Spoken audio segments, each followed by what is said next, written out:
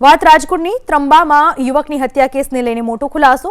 મોબાઈલમાં સ્ટેટસ રાખવા બાબતે હત્યા થઈ હોવાનો ધડાકો। સગીર ભત્રીજાએ જ છરીના ઘા ઝીંકીને હત્યા કર્યાનો ખુલાસો। મોબાઈલમાં સ્ટેટસ રાખવા બાબતે બોલાચાલી બાદ થઈ હતી બબાલ।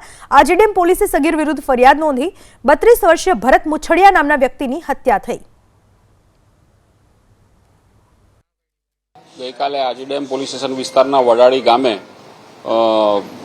એક 32 વર્ષના યુવાન છે જેનું નામ ભરતભાઈ મુછડિયા છે। તેને આ જ ગામના તેમના ઘરની નજીક રહેતા એક જુવેનાઇલ આરોપી છે એમની સાથે મોબાઈલના સ્ટેટસ બાબતે ઝઘડો થયેલો અને એમાં ચપ્પુના ઘા આ કામના જુવેનાઇલ આરોપીએ માથામાં તથા પગના ભાગે મારી દેતા તેમનું ભોગ બનનારનું મરણ થયેલ છે અને આ બાબતે આજીડેમ પોલીસ સ્ટેશનમાં ગુનો દાખલ કરેલ છે અને આગળની તપાસ પીઆઈ જાડેજા કરી રહ્યા છે।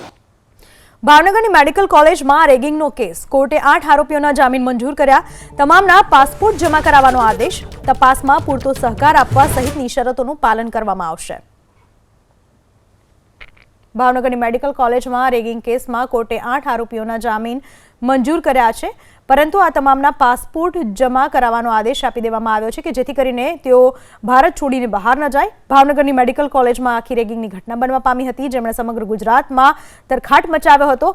8 આરોપીઓ જે છે તેના જામીન મંજૂર કરવામાં આવ્યા છે અને તપાસમાં પૂરતો સહકાર આપવાની શરતે તેમને જામીન આપવામાં આવ્યા છે। સાથે આ તમામના પાસપોર્ટ કબજે લેવામાં આવ્યા છે।